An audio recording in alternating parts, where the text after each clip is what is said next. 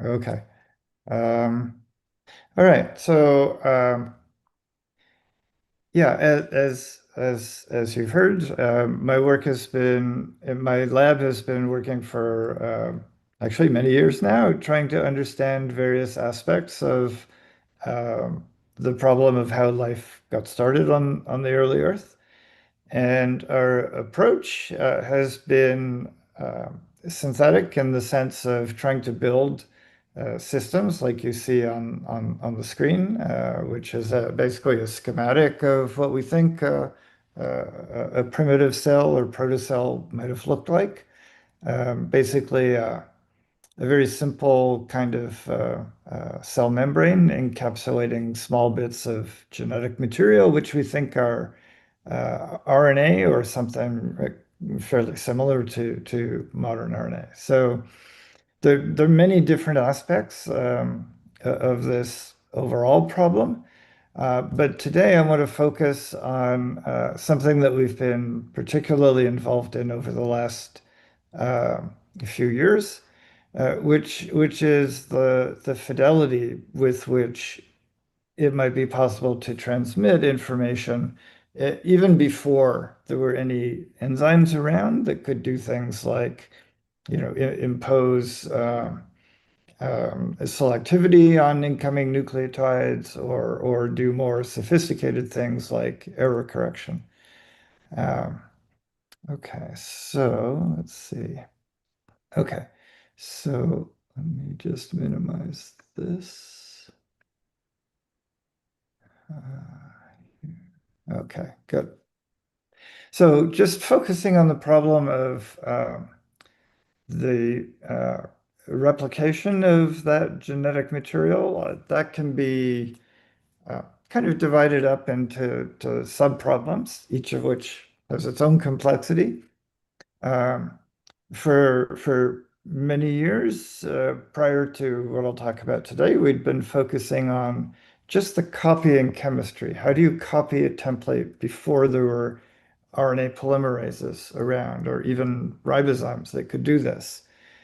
So we worked for a long time trying to get a handle on the rate and extent with which templates could be copied. And I think we've made a fair bit of progress on that.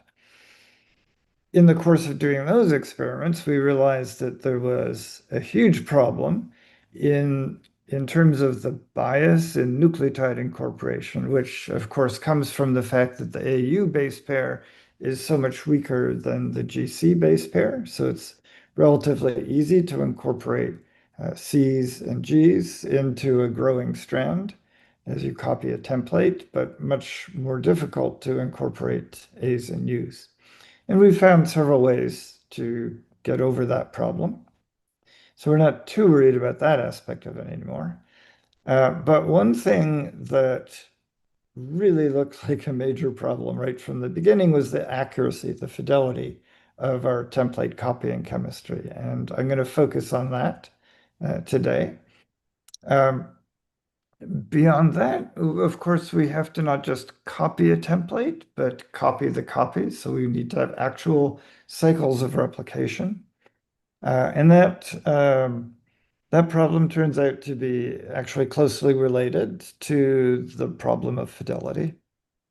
And then beyond that, of course, we also need to be, the point of doing the replication is to be able to code for RNAs that can fold up and do useful things. So presumably primordial ribozymes that could catalyze important reactions, either related to the growth of the cell membrane or to the replication of the genome itself.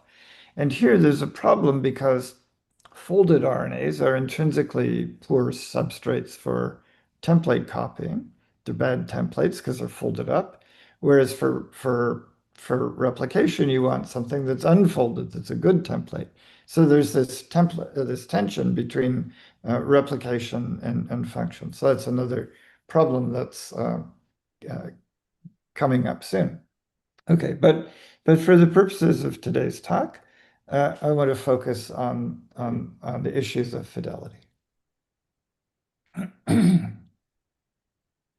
Okay, so In order to do that, I have to provide some, uh-oh. Oh, okay, there we go. I need to give some background on how the template copying actually works in the way that we're in our particular model for how we're looking at this. So in the diagram on the left, you see the top black line with an arrow is a primer that is bound to a longer stretch of RNA, which would be the template. And this region here uh, is what we're trying to copy. And so we have incoming nucleotides that will bind to their complementary bases on the template. And if they bind next to the primer, then the primer 3' hydroxyl can attack the phosphate of the incoming nucleotide, kick out the leaving group, which is this green pentagon, and then grow by one base pair. So for a long time, we were held back by a preconception that primer extension should work by having these activated substrate nucleotides come in one at a time and react with the growing primer, much like enzymatic primer extension works in biology. We were actually very surprised to eventually learn that it doesn't work that way and that single nucleotides are quite unreactive. And what actually happens is that our activated nucleotides, for which you can see the chemical structure over here on the right, react with each other. So if you're at a pH which is close to the pKa of this 2-amino imidazole moiety, half are protonated and are good leaving groups, half are unprotonated and are good nucleophiles. And so they can react with each other and make these bridged dinucleotides that you see in the middle. And this has two main advantages. First of all, this bridged dinucleotide can bind to the template strand by making two Watson-Crick-Franklin base pairs. So the binding is much tighter, you need much less material. And in addition, this phosphoimidazolium phosphobridge is pre-organized in three-dimensional space to favor attack of the primer 3' hydroxyl on the adjacent phosphate. And when that happens, the primer grows by one nucleotide, and the leaving group is actually an entire activated monomer. So that's the basic chemistry, which, when iterated, will lead to a primer growing in this direction as it copies the template. Okay. One other additional important fact is that here we have a monomer bridged to a monomer. These are all, in this case, G. But the monomer can be bridged to an oligo as well, so that down here, instead of one nucleotide, you can have several, which means that the binding can be even tighter. Okay. Okay, so with that as the basic chemical framework for what's going on, we need to understand how accurate is this template copying process. In other words, how often does the right nucleotide come in and react with the primer compared to the three alternative incorrect nucleotides coming in? And so we have two basic ways of looking at this. One is through reaction kinetics, and the other is through sequencing. So let me first explain one of the ways that we can look at this reaction by kinetic experiments. Excuse me. Okay, so here is one of the standard systems we use, where we have, again, a primer which has a fluorescent dye, so we can follow the formation of products by gel electrophoresis. It's bound to a template. This blue nucleotide, and one is the template nucleotide that's going to be copied. And then opposite is in the red is the incoming, hopefully complementary nucleotide. So it's an activated substrate. And then downstream of it, we have place for an activated trinucleotide to bind to a complementary sequence. So what happens is the monomer comes in, it actually reacts with the activated downstream trimer to make this bridged structure that I mentioned before. That then will react with the primer. The red nucleotide will be added, and the trimer is part of the leaving group. And then you can just follow the reaction and measure the rate of the reaction as a function of, for example, concentration of the incoming nucleotide. So what we did, or what Chris Kim did in the experiment shown here, is to measure for all four template nucleotides and all four incoming monomers the rate of the reaction at saturation for the incoming nucleotide. So you get a certain rate here, and what you can do is read across the rows, and you'll see that when the template is A, by far the fastest reaction is with an incoming U, but the other mismatched nucleotides all have significant rates, especially in this case, C is greater than the other possibilities. And so if you add up all of the rates and look at the correct rate versus the sum of all rates, you would get an expected accuracy. So sorry, I said that backward. If you add up all of the incorrect rates over the sum of the total, this would be an expected error rate.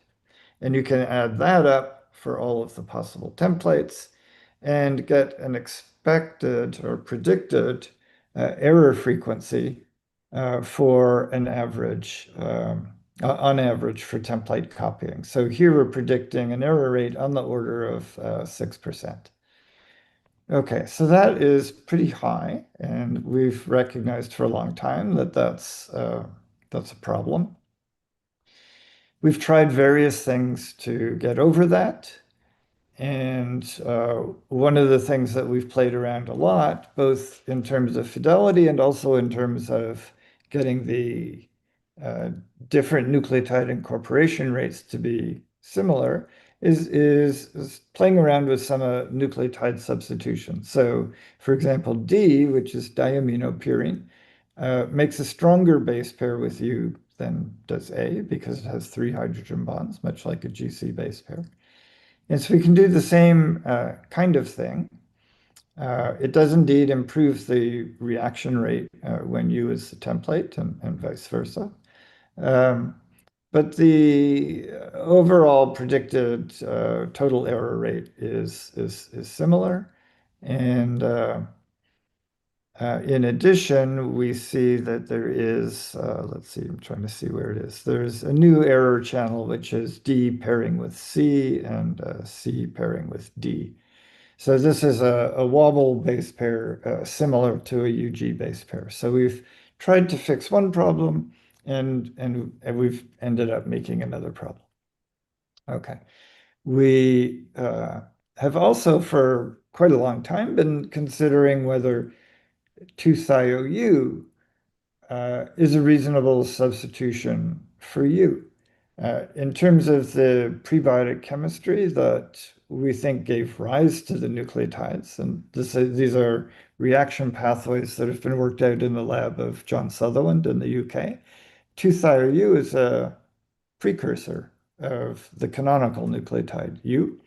And 2-thiou has been known for a long time to make a much stronger base pair with A. We've also been interested in the corresponding substitution for C, so replacing C with 2-thioC.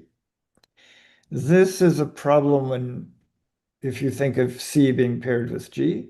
So if there's a steric problem that causes some issues. So you have to actually replace G with I or inosine. It turns out that A paired with 2-thiou makes a base pair which is identical in its geometry and its energetics with the base pair formed by I and 2-thioC. So here we were looking at this potentially primordial genetic alphabet to look at its fidelity and the evenness of its rates. So actually all pairs work fairly well. But the predicted average fidelity is pretty much the same. So there's no big improvement there. Okay. So the from the kinetic analysis, the raw error rate is expected to be too high to transmit useful amounts of genetic information. And there doesn't seem to be any simple chemical fix to this by replacing nucleotides with similar versions that might have either better stability or more similar binding. Okay, so we have another way of looking at the errors that occur during template copying. And that is summarized here. So this is a way of looking at primer extension that was developed by Daniel Dozdovich, a fantastic postdoc and now research professor in my lab. What Daniel devised was a hairpin RNA template. So the NNNN region here is the template region that will be copied. If you go around the hairpin, this would be the 3' end. And so we can add activated substrates of various types, allow them to react and copy the template by primer extension. And so you get down to this, what's shown down here at the bottom. And then you can simply tag the two ends of the hairpin with the primers that are required to go into an Illumina sequencing pipeline. And so when you do that, you get millions of sequence reads. And so you can essentially look at all possible template sequences. And in each case, see how far did the primer extension go? Uh, what kinds of errors were made? Where were they made? What was the context for all of the different possible types of errors and so on? So you get really a huge amount of information from these deep sequencing types of experiments. So let me show you what comes out of that. So in this particular experiment, and we've done many of these things now, the template region to be copied was 6 random nucleotides. In the first column in the in the graph over on the right, you can see all of the different types of mismatches that were formed. So they're each shown as the base pair between the template and the primer. And we were kind of surprised to see that incorporating a G opposite an A was the dominant type of mismatch. We expected the GU wobble to be dominant, and it is indeed quite prevalent, as is the complementary wobble. And there are several other mismatches, including the CA wobble and AA pair, which are fairly prevalent.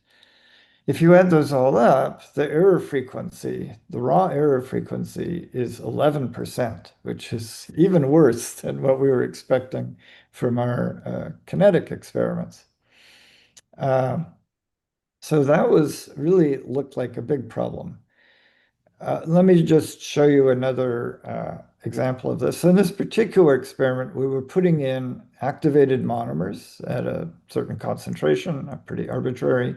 They would react in solution to make the bridged dimers, which are the sort of true substrates for the reaction. We do know from this and other kinds of experiments that monomers tend to lead to more errors than just bridged dimers, so we can look at that. So in this experiment, instead of adding activated monomers, we added the 4 purified bridged homodimers. These equilibrate fairly rapidly to give a mix of all 10 possible homo and heterodimers. And the experiment was done so that we would let the reaction go for a while and then add another batch of these substrates and then repeat that 4 times. So, and then at the end, we purify the products, add the tags, go into the sequencing pipeline. And here again, you can see in the first column the errors that were made in the first position. Again, the predominant GA mismatch, a lot of GUs and UGs, and a few other mismatches that are pretty common.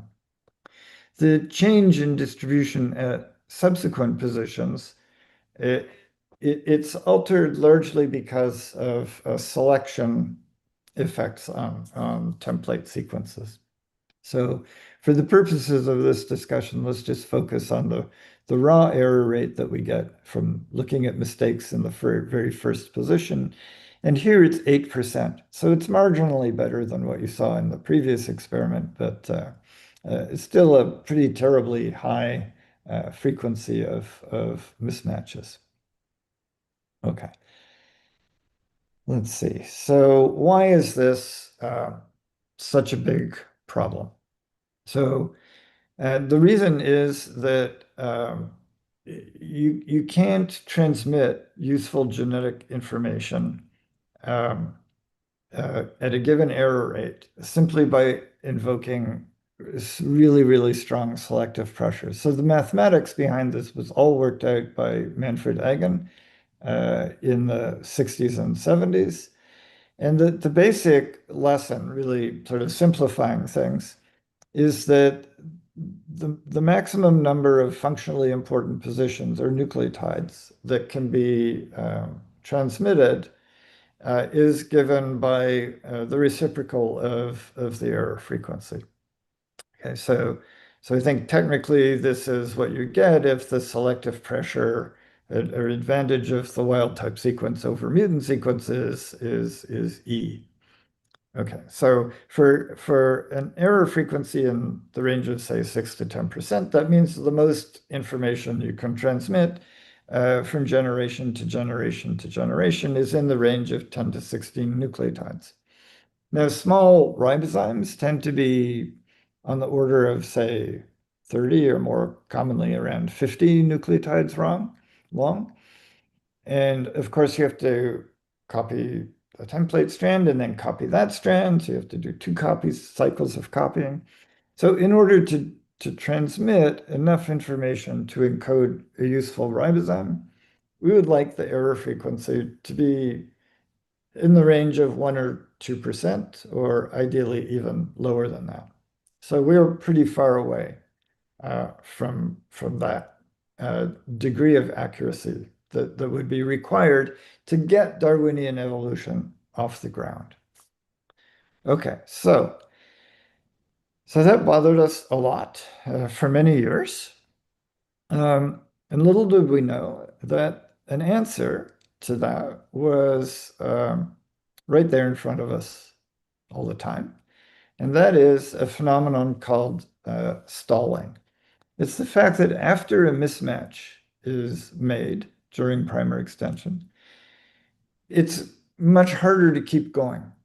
And the reason for that is pretty obvious. When you have a mismatched base pair, its geometry is different from that of a Watson-Crick-Franklin base pair. And so the reactive groups, the 3' hydroxyl in particular, is often not in the right position to attack the phosphate of an incoming substrate.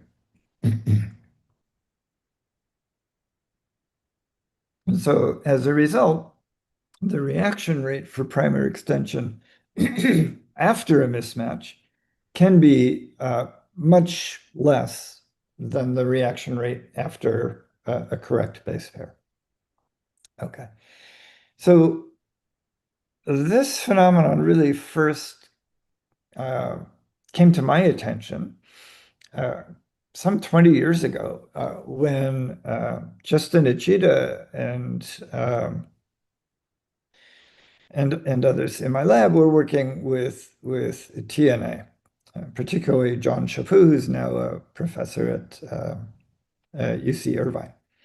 So Justin was looking at the extension of a primer with TNA nucleotides, 3Os nucleotides, using a DNA polymerase. So it's a slow reaction. But he would let the reaction go for different lengths of time, purify the full-length product, and then sequence that. And what he noticed was really striking, which is that if he purified the full-length product at an early time point when there wasn't much there, he got a certain error frequency, say 4 times 10 to the minus 3. If he waited longer for more full-length product to accumulate, the error frequency went up dramatically by tenfold in this case. And so what we realized that what was happening was that this is an example of the effect of stalling. The first copies to be completed are the most accurate because just by chance, no errors have been made. Every step is reasonably efficient. And then as time goes on, those growing primers where an error was made have time to catch up. And eventually they do extend past the error. And so the longer you wait, the more errors there are in those late finishing products. Okay. So this experiment taught us that fidelity is not just a number that it's just an absolute number. It's a time-dependent variable. And it's affected by this phenomenon of post-mismatch stalling. So some 5 years after that, Irene Chen um, worked with us to look at this stalling effect in more detail. And because at the time we didn't have a good way to do primer extension on RNA templates with RNA primers and RNA nucleotides, Irene used a system where everything was DNA. The primer was DNA, the nucleotides are DNA. The primer, in order to give us reasonable reaction rates, the primer ended with a 3' amino nucleotide. Okay, so it's a very different system than what we'll come back to, which is an all RNA system. And the substrates were also different. Nonetheless, she got a very similar raw error rate of 7 or 8%. And by looking at the rate of primer extension after every possible template nucleotide and with every possible incoming substrate nucleotide, what you can see in this bar graph is the fact that the stalling effectors are quite large. It's a very dramatic effect. And it varies, the degree of stalling varies dependent on the nature of the mismatch. But working with Martin Novak, they were able to calculate the effect of this stalling on what would be the effective error rate of molecules that get synthesized under the assumption that the first molecules to be made would be the most accurate, and the later on completed molecules might get sort of diluted out by the earlier completed extended primers. And they calculated that the effective error rate would be decreased significantly to perhaps 2.5%, and that this would allow for a genome length, to increase from 13 to almost 40 nucleotides.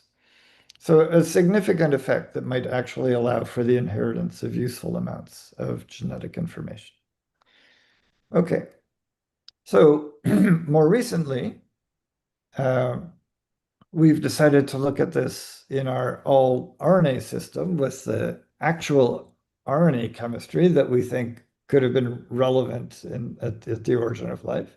And in this work done by a new student, Orhan Asıkgöz, what Orhan did was to generate a system where these bridged dimer substrates, always CC in these experiments, could bind to GG, but downstream of a base pair here, this N1, N2 primer template base pair. And he just measured the rate of primer extension for all 16 possible combinations of the primer and template. And so these are the Vmax over Km data. which you did just by measuring the reaction rate as a function of concentration, normalized to the rates with Watson-Crick pairs between the primer template terminal nucleotide. And you can see that the rates are, so these are given as stalling factors. The reaction rates are much, much slower after most mismatches, sometimes hundreds of fold slower. With one exception, which is the GU wobble pair, which essentially has no stalling effect. But most of the other mismatches lead to pretty severe stalling. Okay, so that's encouraging and suggests that post-mismatch stalling might help us a lot. So it turns out we can look at that by going to our database of sequencing experiments. And so what I'm showing you here is data from the same experiment that I showed you earlier on, copying a 6 random region of a template, putting in activated nucleotides as the substrates. And so in this column, you see the raw error rate at position 1. So the dominant GA mismatch, the prevalent Watson-Crick mismatches. But what we can do is compare that error rate with the error rate for when the first position was correct and then it was extended correctly. Okay, so the +1 and +1 both being correct gives us a number of events. And then we can ask in how many cases was there an error at the first position and then correct at the second position. So we're looking at internal errors in a copied sequence. And what we see is that internal error rate is now less than 1%, even though the raw error rate in this experiment was 12%. So we have a better than tenfold improvement in the effective fidelity when we're looking at internal errors.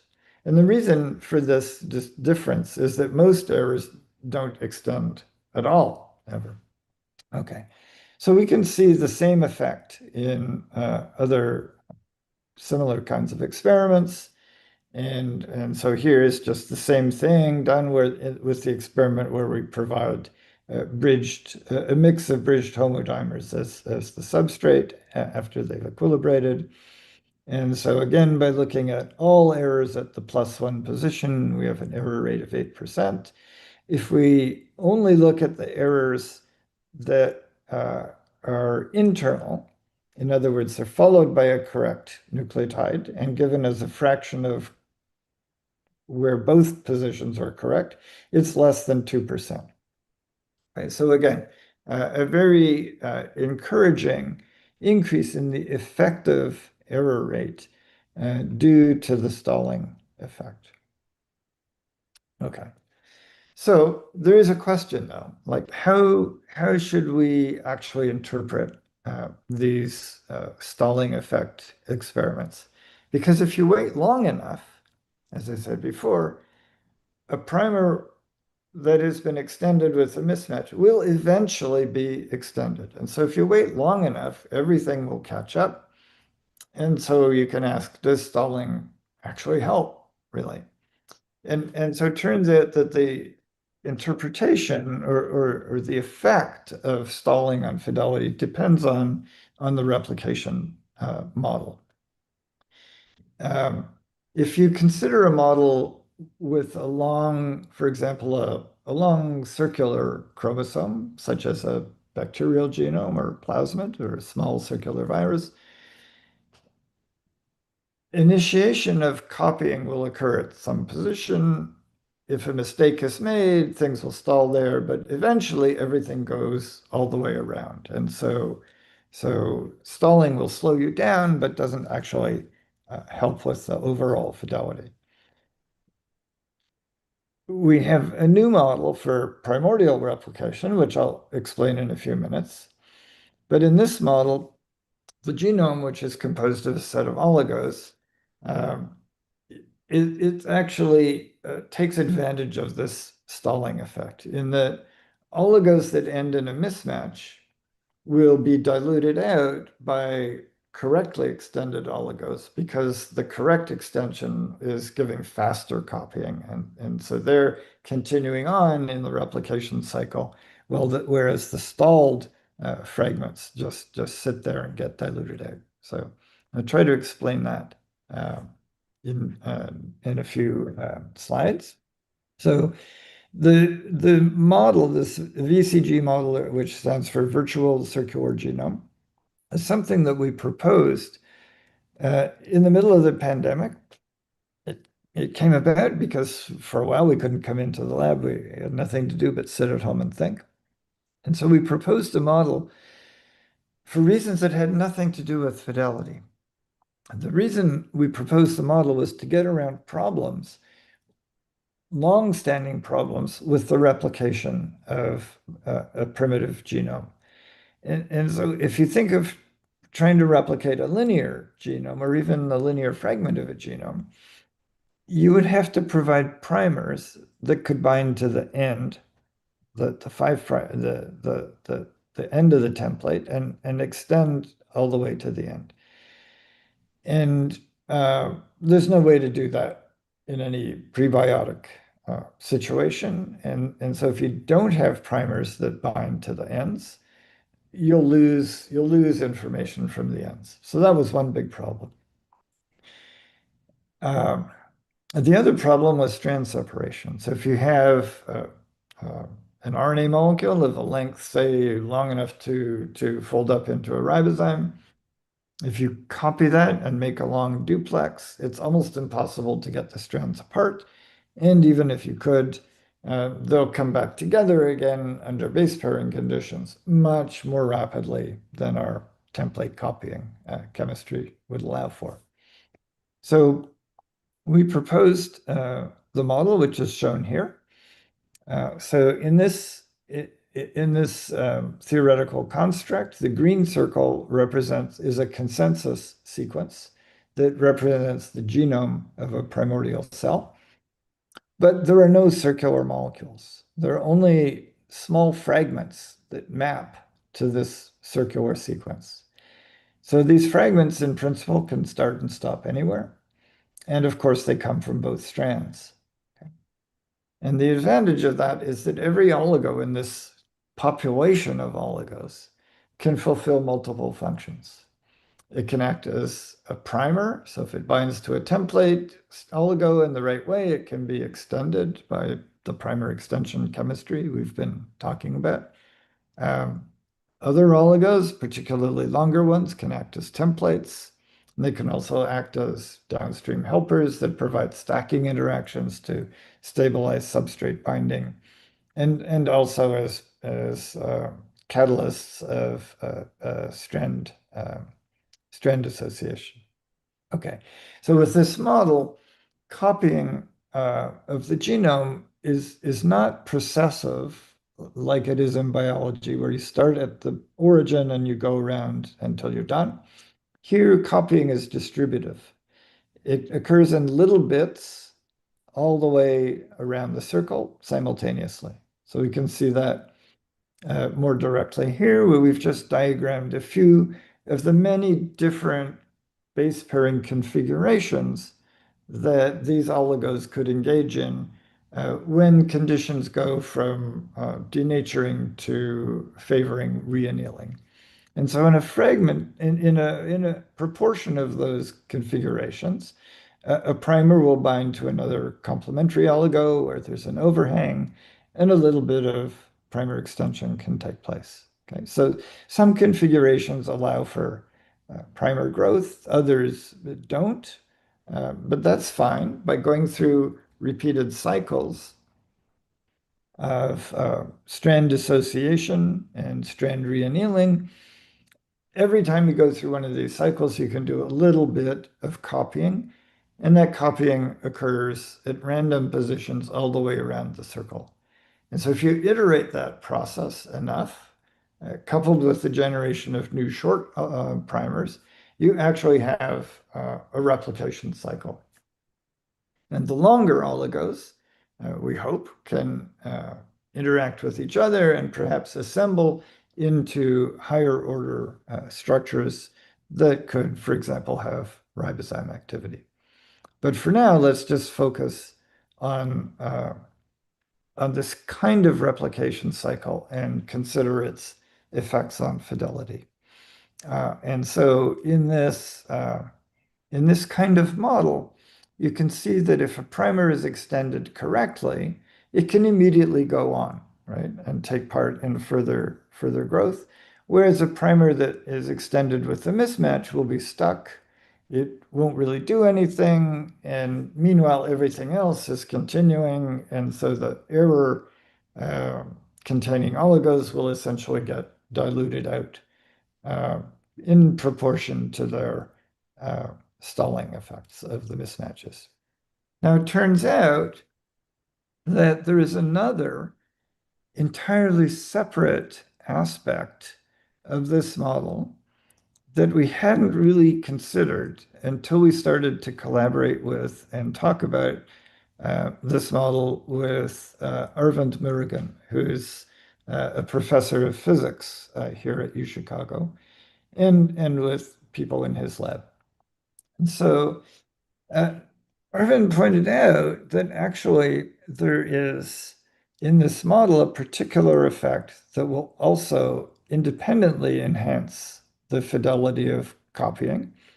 And so if you look on the left, what I've highlighted with the blue circles is just an arbitrary position in the genome. And you can see that that position is represented by a population of oligos that begin and end at different positions.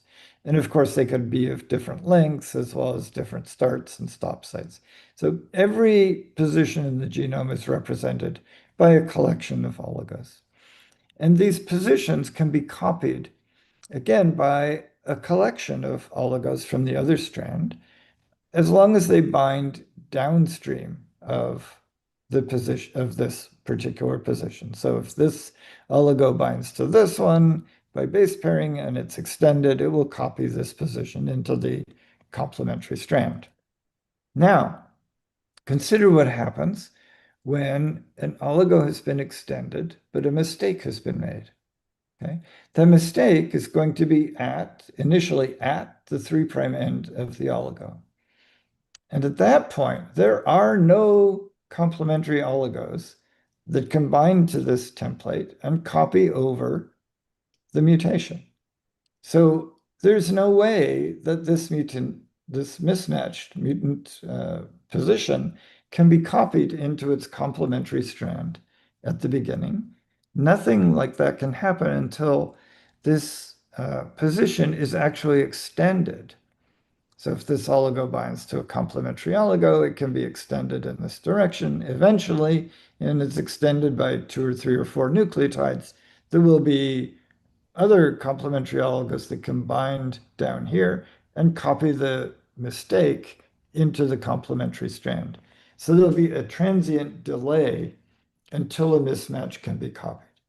And if this mismatch has a high stalling effect, then those two things work together to create an even stronger bias against the replication of errors. Okay, so in order to look at this experimentally, what Arvind's lab did was to generate a DNA model of a virtual circular genome with a number of overlapping DNA oligonucleotides that can pair with each other. And they used a DNA polymerase to do primer extension. And they did thermal cycles to look at, to mimic the effect of VCG replication. And so what they compared was the rate at which a mutation in one of these oligos would be amplified relative to the wild type sequence. And they looked at that as a function of several variables. And what I'm highlighting here is a comparison of when that mutation is close to the 3' end of its oligo. And you can see that when they initiate the replication cycles, this mutation at the 3' end is barely amplified at all. The wild type goes on to replicate, And so there's a huge suppression of replication of a new mutation. If the mutation is more in the middle of an oligo, then there's a transient delay, and eventually it replicates as well as the wild type sequence. If the mutation's at the 5' end of the oligo, then there's almost no difference between it and wild type replication. But this situation where the mutation's at the 3' end mimics the incorporation of a new mismatched base pair during primer extension. And so from this type of experiment in this particular instantiation, you can see that the wild type has an advantage of roughly 20-fold in replication over a new mutation. This is a transient effect, but mutations would be suppressed by more than an order of magnitude.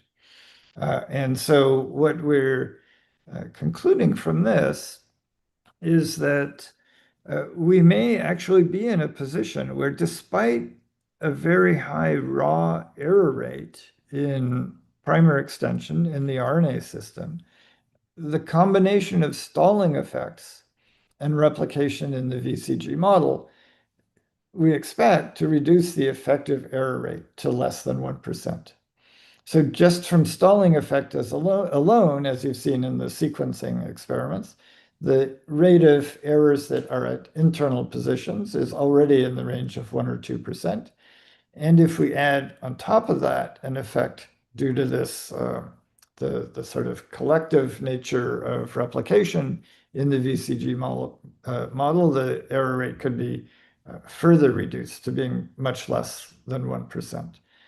And so if that works out in practice, which is something we hope to see in the coming year or so, we think we're in a position now where we have good enough template copying chemistry that's going to be accurate enough to allow for the spontaneous emergence of Darwinian evolution.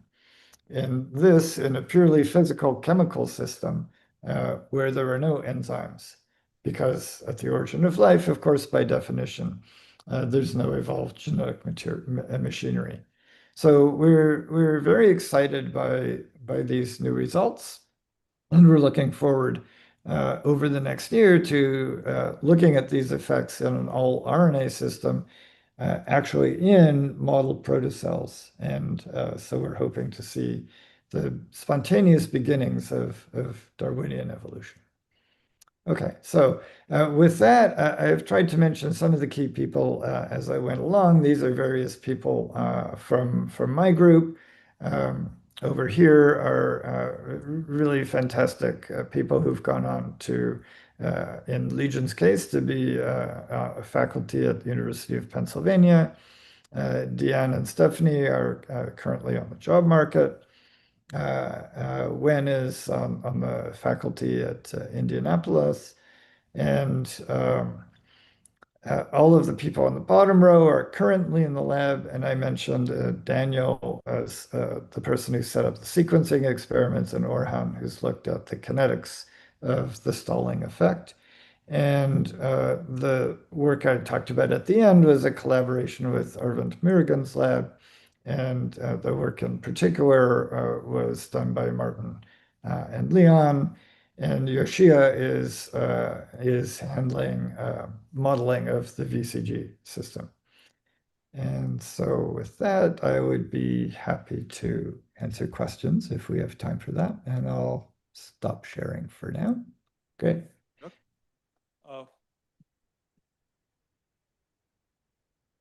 We have time for a few questions. There are mics kept on each row. Please pass on.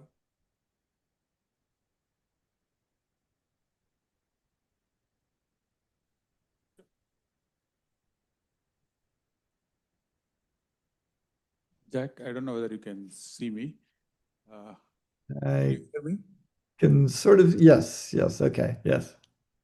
So that was a fantastic talk. In fact, the next talk that I'm going to follow up is after the initial parameters of Darwinian evolutions are taken off from the ground.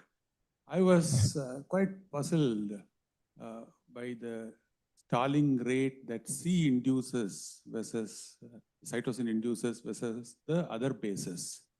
Because I noticed that the C induces a much higher stalling rate. Is there a purely a chemical reason to it, or there are other reasons to think that might be biological in a sense? Yeah, we're trying to understand the physical basis for these stalling effects, and in particular, the very wide range in the amplitude of the stalling effects. Jamil Essex, who's a grad student in lab, has actually obtained crystal structures of a number of partial duplexes that have these terminal mismatches. And so we're starting to look at those and see if we can come up with a physical explanation for why some mismatches behave so differently from others. That is, it's a little difficult though, because in a crystal structure, you typically will see one one particular geometry of a mismatch, whereas we actually know from NMR experiments that many of these mismatches are very dynamic, and there's several possibilities.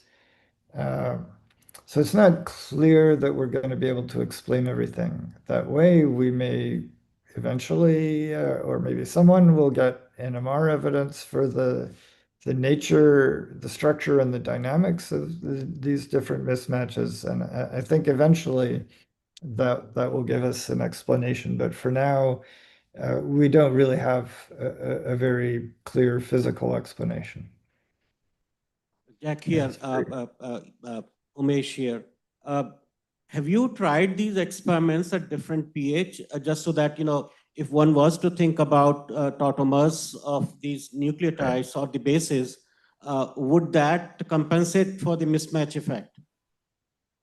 That is a great suggestion. It's on our to-do list. We have a long list of sequencing type experiments where we want to look at different environmental conditions, different types of substrates, and so on, and look at both the rates of primer extension, the nature of the stalling effects, and so on. So there's still a huge amount of work to do, and yeah, we're busy doing those kinds of experiments, but we haven't done that particular one yet. Okay, any other questions? Hello, Jack. Nice to meet you, and your work is so amazing. I would like to ask that you said that means due to stalling effect, we are getting a higher fidelity rate. So how this stalling is controlled within an environment, cellular environment? Means a longer the stalling effect, we are getting accurate bases. So Yeah, so the oligonucleotides that by chance or correctly extended will go on and they'll continue growing, whereas the stalled ones will kind of sit there. And so they'll be diluted out as the VCG collection is undergoing continued replication. There'll be oligonucleotides that end in mismatches that will be kind of stuck there and not continuing to expand, so they get diluted out. That will provide a kind of a genetic load, if you will. So there is a cost to the accumulation of these stalled oligonucleotides. It may not be a terrible thing because they can still act as templates. They can still act as helpers, and they can still act as catalysts for strand displacement. So even though they can't participate, or at least not as well in replication, they can still play some positive role. But to really fully answer your question, I think what we need to do is to actually have VCG type of replication going on inside protocells, which themselves are growing and dividing and replicating. And that's something that we hope to accomplish in the coming year or two or three. So yeah, we're trying to get at these issues. Thank you.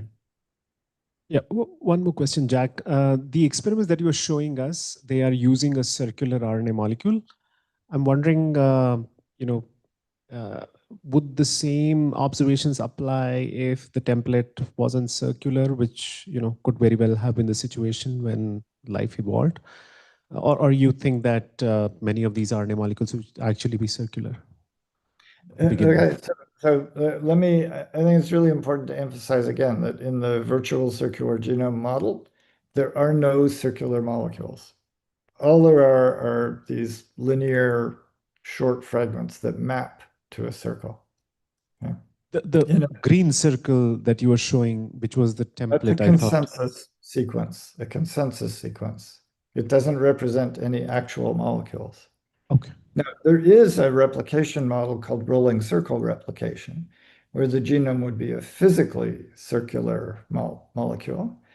But to replicate all the way around that by one continuous, round of primer extension would not be feasible with the chemistry that we have, and indeed is not even really feasible with the best ribozyme polymerases or ligases that we have so far. So I think getting to a point where you have a physically circular genome is already something that can only be attained after a degree of evolution of a sort of effective replication machinery. I think everything had to start with this simple spontaneous chemistry and a physical system that is much simpler and with generally smaller fragments. Yes. So it's very different from any current biological system. Hi, Jack. This is Bhaskar here. You talked about the circular model. So why can't the replication be bidirectional in a circular one if both sides are reactive? Because I assume you used a primer which is not phosphorylated, but in nature it could happen in bidirection, right? So bidirectional replication would be possible with ligation of fragments, as long as the 5' phosphate can be activated. We're now trying to work out whether we need ongoing phosphate activation chemistry in this system, or whether we can get to replication just by supplying pre-activated substrates. If you're only supplying pre-activated substrates, then they will add to the growing 3' end of the primer. But the 5' end of the primer can only react if it is activated. And so there is an intrinsic kind of directional bias to these systems. Okay. Hello. Yes? So I have a question about stalling. So whenever the stalling happens, there is a chance of falling off of the polymerase, right? Hello? A chance of falling off of The its polymerase. complementary template oligo? Yes. So how long is this stalling happening? And like how this falling off is not happening there, and like is it like stalling is always giving a positive result? So the way we think of it is that it's a very dynamic situation where primers can bind to a complementary strand, they can come off, they can bind again or bind to a different oligo that's complementary. So it's a very dynamic on and off type of situation. If a primer is bound by a sufficiently long region of base pairing so that it's really stably bound, then if it stays there, even through these imposed cycles, then eventually the mismatch will be extended, right? But if things are constantly coming on and off, once a mismatch has been made, then it just has a reduced frequency of being further extended anytime it engages in base pairing with a complementary strand. And so that's essentially the reason why it will be diluted out by the ongoing copying where mistakes by chance were not made. So it's a competition effect, and if a mistake is made, things are slower. Go ahead. So I was just curious, did you also try the these reactions with thymidine instead of uracil, and did you find any difference?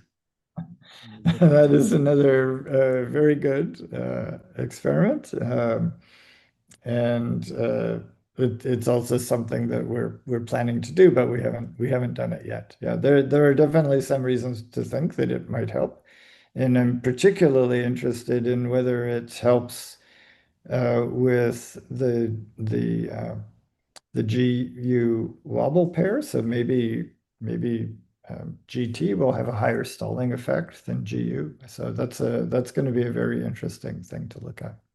Thank you. Yeah. Okay. If there are no more questions, please join me thanking Jack for the wonderful talk. Thank you, Jack. Okay. We'll see you in person next time. Yes. Thank you very much for the opportunity to present here. Good luck with the rest of the meeting. It looks like you have really a lot of fantastic talks coming up, and a lot of great people that I know. So I'm sorry I couldn't be there, but next time I will. I'll see you in person at some point. Thank you. Thank you. I'm sure it's getting late for you. So thank you so much for joining us. Okay. Thank you very much. All right. Bye.